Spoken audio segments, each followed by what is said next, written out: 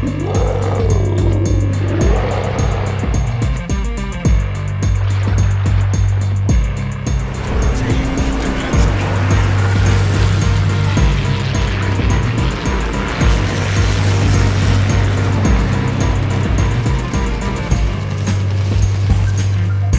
look at this. Lightning strikes twice. Another early access American battleship. It's the Nevada. And this is what happens when you buy 15 more of the USN Battleship Crates. So let's take a look at upgrading the ship, and then we'll set up the commander and see if we can get some highlights in standard. But first, let's look at the first upgrade slot here.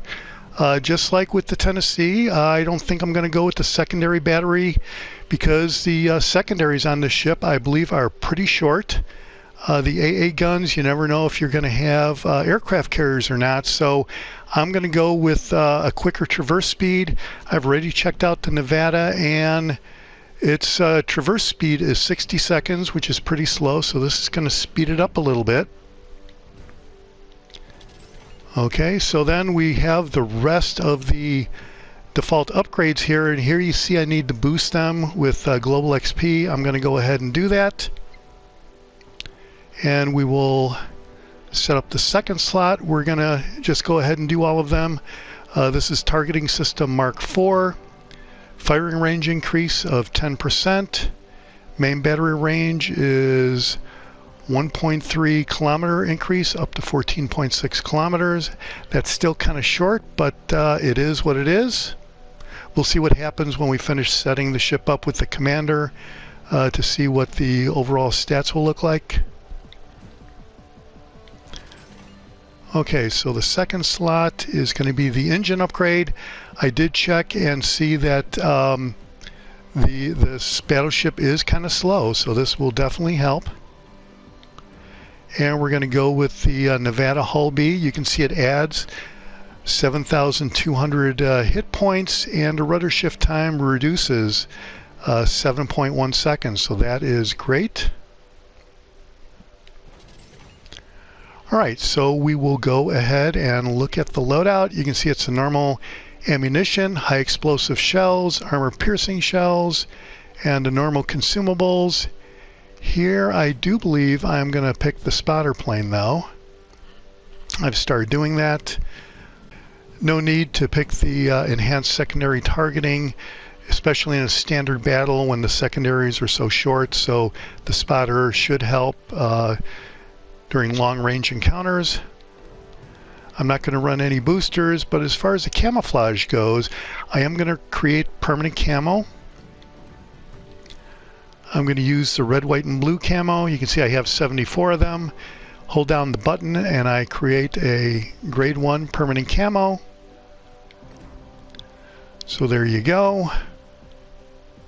We'll look at that later. Let's look at the stats. Survivability is 48,200 hit points. Torpedo damage reduction is 18%. I got to admit I kind of ignore that because when you get hit by torpedoes you're kind of in big trouble anyway. Artillery, 35.7 second reload time. Turn time is 52.2 seconds. We'll see what happens after we set up the commander. HE shell damage is 5,000 with a fire setting chance of 30%. Maximum AP shell damage is 10,300, which is, I guess it's about average on a battleship, but you can see on the secondary armament it's only 4 kilometers, and that is pretty bad. It will come in handy in emergencies, but it's not going to be like the Bismarck where you can reach out to over 8 kilometers. Here are your AA defenses. Maneuverability is 20 knots, which is okay. Rudder shift time is 13.4 seconds. Concealment is 12.9 kilometers. Let's look at the armor. Yeah, I kind of expected this. A lot of green on the hull, especially with a tier 4. Let's remove the armor and take a look at the Citadel. It is up a little bit, but it does seem to be armored pretty heavily. Moderately, I guess. Not really heavily. So, okay.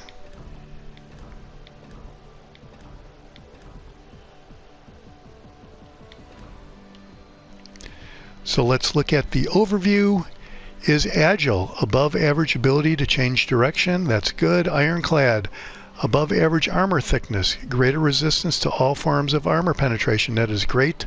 Slow, below average maximum movement speed. So that's good that we did the increase in the motor there in that one upgrade. So a Nevada class battleship belonging to the first series of the U.S. Navy standard type battleships. She was commissioned in March of 1916 and operated in the Western Atlantic and the Caribbean until mid-1918, when she went to the British Isles to commence her World War I service. Entered service in 1916, and there were 2 ships in the series. Okay, so let's set up the commander. The commander I have set up is William Sims. I guess you could also use Willis Lee, but I only have him ranked up to 6. I do have William Sims, so I will select him.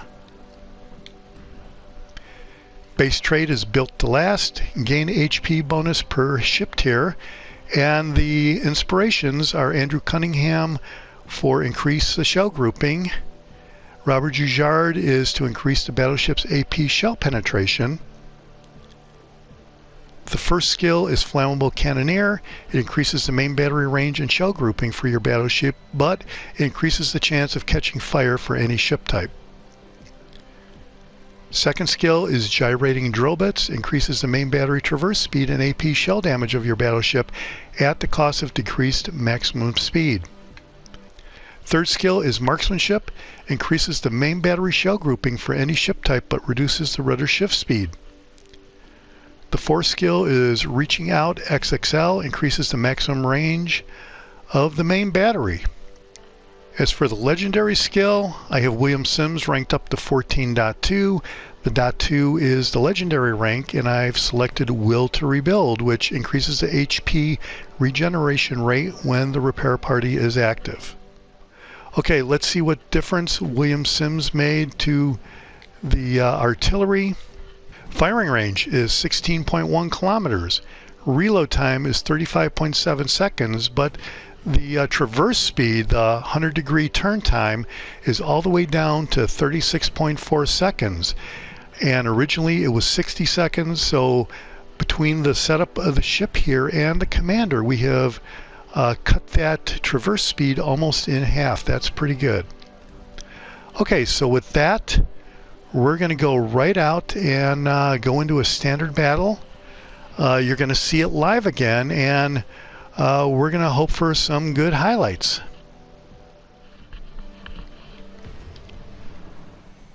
Alright, so here we are in a standard battle in straight. I went right out with the Nevada after I did the configuration, and this is totally live. There won't be any editing afterwards. Well, not much anyway. We're just gonna try the ship out and see what it does. I have worked my way through all the American battleships, so I think I'm halfway competent with them.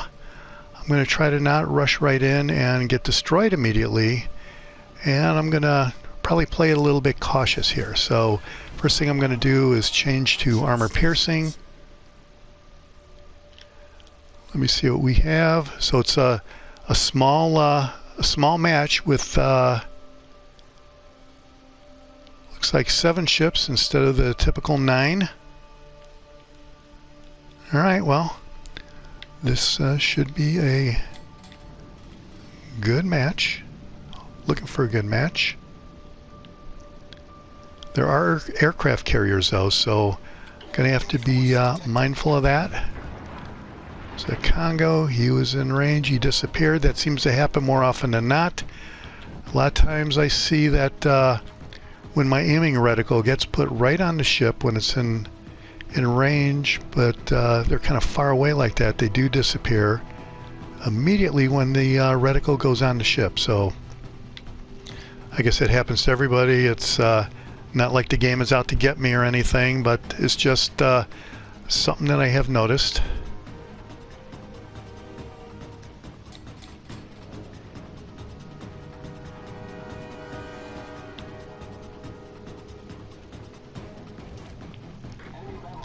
Okay, there's a Phoenix. That looks like a nice target right there.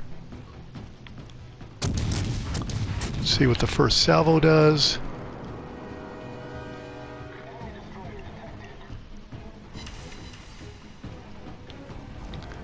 Well, with the Tennessee, the first salvo, I think I got a Citadel hit, so didn't get that here, but you know, at least I got something.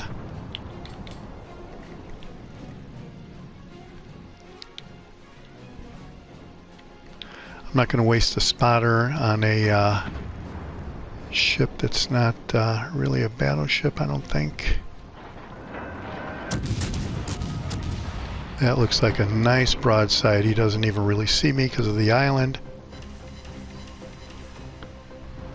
Still no Citadels. Just kind of hoping for one there.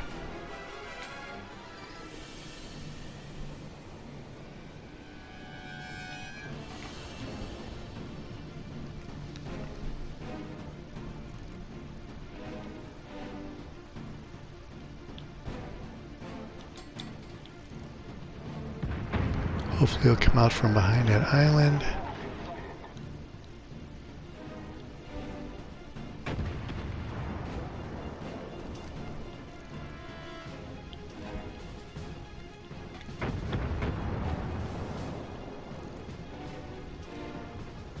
This guy snuck up on me. I didn't even see him.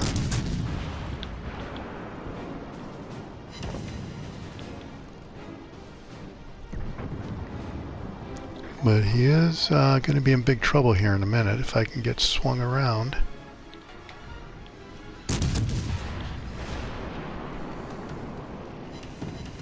Oh, I really expected a lot more damage than that.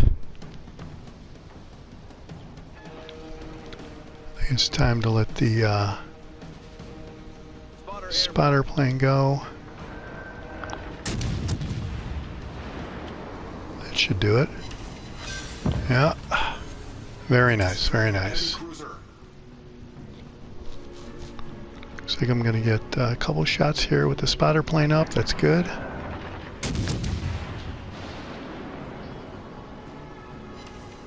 It's a very bad shell grouping. So even though you have your commanders ranked up and you have inspirations going, I think it doesn't guarantee a good shell grouping.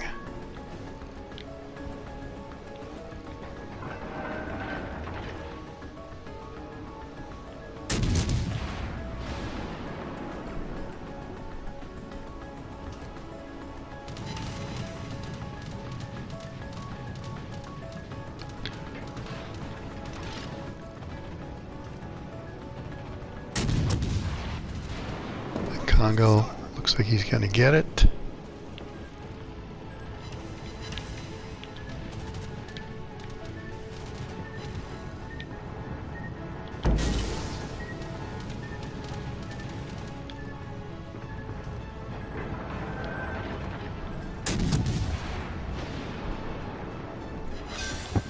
Very nice, very nice.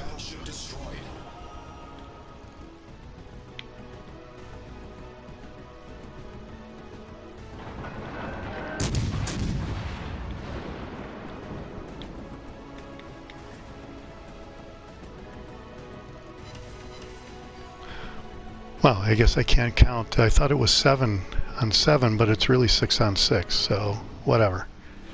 It's not 9, that's for sure.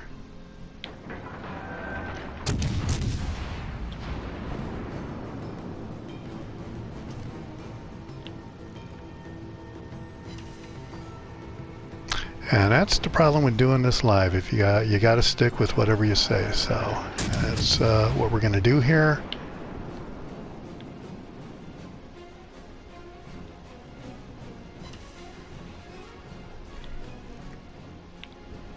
And I am reaching my magic number of 50,000. I know it's not a high bar for a lot of good players, but it's my median. I've found that if I get around 50,000 damage in a game, I will get good XP and decent credits. So that's always a number I try to go for when I'm playing a standard match. This Phoenix looks like it's going to be cooperating big time.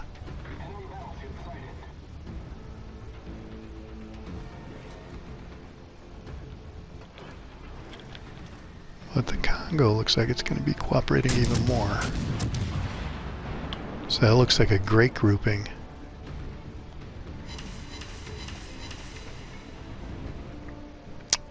Yep, very nice.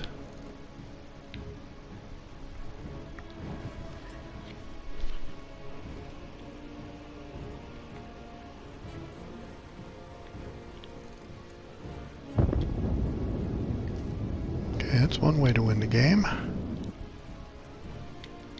Alright, so just a cruiser and an aircraft carrier. I'm just going to go right after these guys and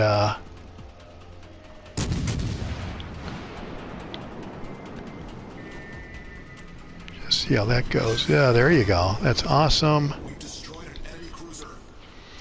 Maybe I can get the aircraft carrier and possibly get 100,000. Kind of doubt it though, but still 71,623. 3 kills on my first game with the Nevada is not bad. Pretty happy with that.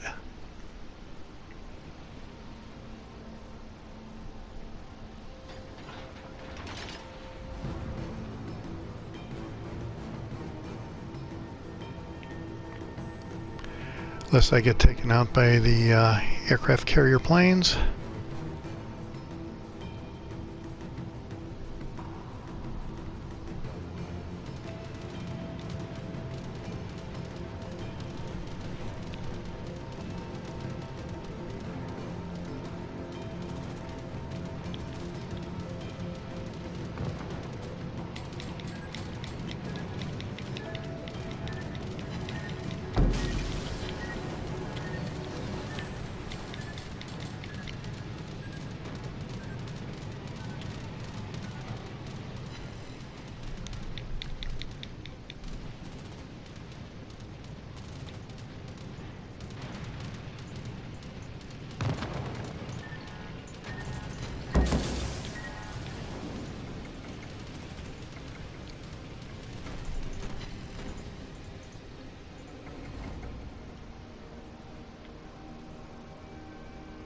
Come on, where is the rest of my team? And why are they not getting this guy?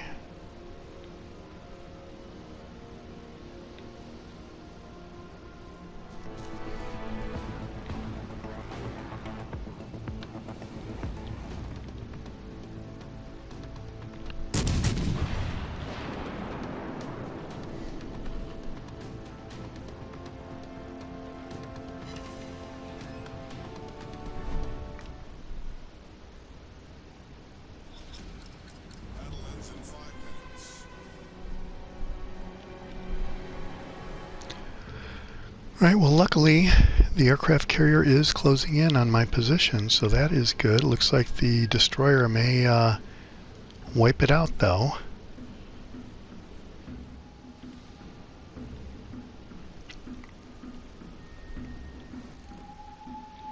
Yeah, this aircraft carrier is going to have a big problem as soon as he clears the island. So it's going to be awesome.